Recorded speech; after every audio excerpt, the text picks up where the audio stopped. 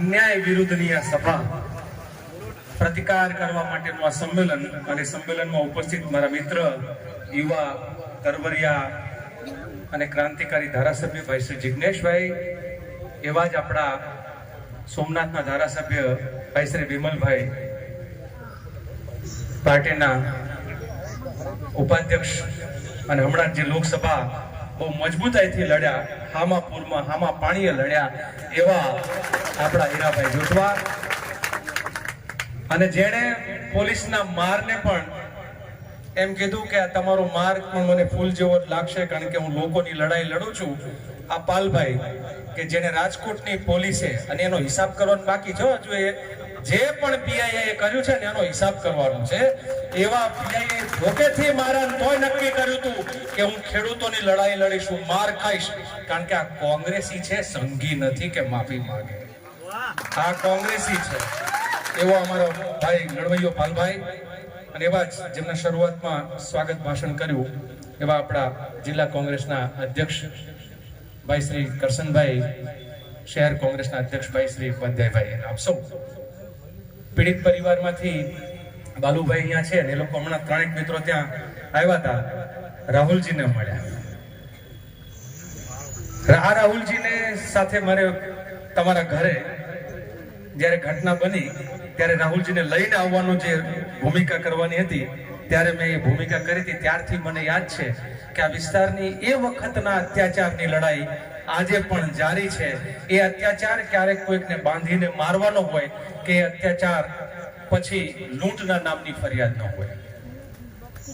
ભાઈ જિગ્નેશભાઈ, હું અને પાલભાઈ હમણાં ત્રણેય ગુજરાતના સુરત, વડોદરા, મોરબી, રાજકોટ, જ્યાં જ્યાં આ પ્રકારના સરકારી અત્યાચારના, સરકારના ભ્રષ્ટાચારના ભોગ બનેલા એ પીડિત પરિવારોને મળવાનું કરી છે, ત્યારે જે સમજ્યા કે ગુજરાત, આપણું ગુજરાત છે શું, આપણા ગુજરાતમાં ચાલી શું રહ્યું છે, આપણા ગુજરાતના ખેડૂતો હોય, આપણા ગુજરાતના દલિતો હોય, આદિવાસીઓ હોય, આમ વંચિત, પીડિત સામાન્ય માણસ કે જે પોતાના ગુજરાન માટે પરસેવો વહાવતો હોય એવા ગુજરાતીઓ માટે ગુજરાતમાં જગ્યા નથી. હવે ગુજરાત એટલે અદાણી ને અંબાણીના બાપનું હોય, અને મોટા મોટા માલતુજાર જે છે એ ધારે એની ઉપર કેસ થાય, એ ધારે એની ઉપર ફરિયાદ થાય, એ ધારે તો જેલમાં જાય ને એ ધારે તો જેલમાંથી બહાર નીકળે. એટલે ગુજરાત જે છે એ નરેન્દ્ર મોદી અને અમિત શાહ અને ભારતીય જનતા પાર્ટીના બધા જ નેતાઓએ જાણે અમીરોને વેચી દીધું હોય, અને બાકીની પ્રજા તો આપણે મજૂરી કરો, મહેનત કરો, એ ભાષણો કરે ત્યારે તાળીઓ પાડો, અને ચૂંટણી આવે તો પાછા મત જઈને દઈ આવો. એટલે આપણાને ગ્રાહક તરીકે, એક મતદાર તરીકે જોવાનું એમણે શરૂ કર્યું છે. માણસોના અધિકારની ત્યાં વાત નથી. ગુજરાતમાં ક્યાંક થાનમાં દલિતોનો હત્યાકાંડ સર્જાય, ક્યાંક ઉનામાં અત્યાચાર થાય, ક્યાંક મોરબીના એ દલિતો હોય, ઠાકોર હોય, આદિવાસી પ્રકારના જે આખા પૂર્વ પટ્ટીમાં એ જ્યારે મકાન બનાવવા માંગતા હોય, 100 ચોરસ વારનો ખાલી પ્લોટ લેવાની વાત હોય તો 15 વર્ષ સુધી મંજૂર થયેલા પ્લોટ સરકારી કચેરીઓમાં એક જગ્યાએથી બીજી જગ્યાએ ફરતી રહે. ઘડીક ફાઇલ કલેક્ટર પાસે જાય, ઘડીક ફાઇલ આરડીસી પાસે જાય. હમણાં ભાઈ જિગ્નેશભાઈ, હું ને પાલભાઈ મોરબી ગયા, ત્યાં એક દલિત પરિવાર, કયા ગામના હતા જિગ્નેશભાઈ, ગામનું નામ તો અત્યારે મને યાદ નથી, પણ એ લોકોના પ્લોટ વર્ષોથી જે જગ્યા ઉપર મકાનો બનાવીને રહે, એ મકાન, એમનું જમીન, એમની ખેતીની જમીન, રહેણાંકનો વિસ્તાર એ સરકારના ચોપડામાં ફીટ નથી બેસતો, અને એ જ જગ્યા ઉપર પોરબંદરનો કોઈ ગેંગસ્ટર ટાઈપનો વ્યક્તિ છે તો ખાણમાં એની 7-12માં ત્યાં ફીટ બેસી જાય છે કે આની જમીન ઉડીને ક્યાંય જતી રહે છે. 15 વર્ષથી હુકમ થયેલો હોય એને 100 ચોરસ વર્ષના પ્લોટ ના મળે. 80 વર્ષથી અમદાવાદના કેશવનગરમાં ઠાકોર સમાજ રહેતો હોય, અને એ ઠાકોર સમાજના ત્યાં રાતોરાત એ બિલ્ડરોના ઈશારે, એ રાજનેતાઓના ઈશારે ત્યાં બુલડોઝર આવે, કોઈકના લગ્નના મંડપ ઉખાડી નાખવામાં આવે, કોઈકનું બેહણું હોય તો બેહણાના ટાઈમે એ મંડપો ઉખાડી નાખવામાં આવે. શરમ ના આવે? આ સરકારને શરમ નથી આવતી? આજના એ સરકારના ચાપલુસ કલેક્ટર અને એ અધિકારીઓને કે તમે કોઈ ગરીબના મકાનો, કોઈ ગરીબનો આવાસ, એ બાળકો ક્યાં શું છે, બાળકો ભણવા શું થશે, એ સવારમાં ઉઠીને ક્યાં બહાર જશે, એના પીવાના પાણીનું શું થશે, બિલકુલ ચિંતા નહીં કરવાની. 153 મકાનો ઉપર બુલડોઝર ફેરવી દીધું. આટલાથી આ લોકો અટકતા નથી. પાસે હું અને જગદીશભાઈ ઠાકોર ગયા, મારા બેટા આખા ગામ વેચી નાખવા માંડ્યા છે આ લોકો. આખું ગામ જૂના પહાડિયા વેચી માર્યું. પેલા કે અમારું 7-12 નામ છે, અમારા બાપ દાદા 4 પેઢીથી મકાન છે. સરકારે ઇન્દિરા આવાસના યોજના, તમારે તો કોઈ આવાસના યોજના નથી મળ્યા, પણ ઇન્દિરા આવાસના નામે આ સરકારના ત્યાં મકાનો ત્યાં બનેલા છે. અગાઉની સરકારોએ ચાલો 40 વર્ષ 50 વર્ષ જૂના ઇન્દિરા આવાસના મકાનો છે, અને તોય એ ગેરકાયદેસર ને એનો તોય બારોબાર સોદો થઈ જાય. એટલે ગુજરાત સરકારમાં અત્યારે ભ્રષ્ટ અધિકારીઓનું શાસન ચાલે છે. આ એવા ભ્રષ્ટ અધિકારીઓનું શાસન હું અહીંના કલેક્ટર ઉપર અને અહીંના આઈપીએસ ઓફિસરો એ રાજનેતાઓના તળવા ચાટતા થઈ ગયા છે, અને તળવા ચાટતા ત્યાં સુધી પહોંચી ગયા છે કે ખોટી ફરિયાદો કરી અને લડનાર વ્યક્તિઓ જેલમાં જાય. એના જેવું છે. હમણાં અમદાવાદમાં બન્યું, તમે જોયું છે કે કોંગ્રેસના કાર્યાલય ઉપર એવા અદાણી ઉપર કેસ કરે. 2 રૂપિયા 86 પૈસે મીટર કપડું આવે, લીટર પાણી આવે. જેમાં લીટર પાણી ના આવે, મીટર કપડું ના આવે, એમાં પેલો મીટર જમીન લઈ જાય અને તમારું 2 રૂપિયા 86 પાસે લઈ અને તમને 5000 વેચે ને એમ કે અદાણી આજે અરબોપતિ થઈ ગયો, અમારું લૂંટીને થઈ ગયો, ગૌચરોને લઈ લૂંટી ગયો, એમાં એ થઈ ગયો.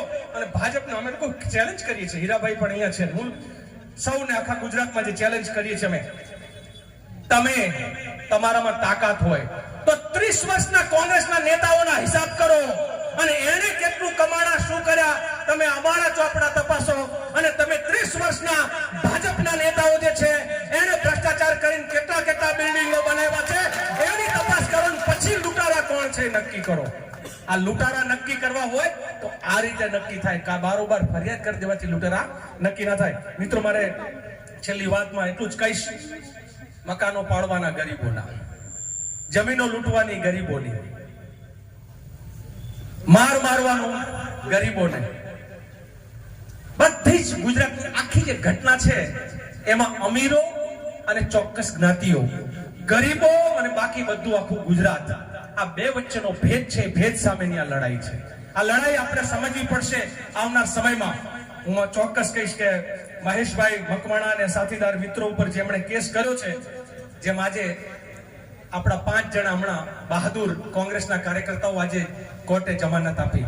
એટલે આપણે ગુજરાતની ભાજપ સરકારે કોંગ્રેસ કાર્યાલય પર હુમલો થયા પછી કોંગ્રેસ ઉપર જે ફરિયાદ કરી હતી એ કેટલાય દિવસ જેલમાં હતા. આજે હાઈકોર્ટે કીધું જેના ઘર ઉપર હુમલો થયો હોય એની ઉપર ફરિયાદ ના હોય, એની ઉપર લૂંટની ફરિયાદ ના હોય, એની ઉપર મારઝૂડની ફરિયાદ ના હોય. મારા ઘરે કોક મને મારવા આવે, તમે મારવા મારા ઘરે આવો તો હું 2 હપોટા મારું ખરો, કારણ કે મને સ્વ બચાવનો એ હક મળેલો છે. આ હકમાં એ લોકો લડ્યા છે.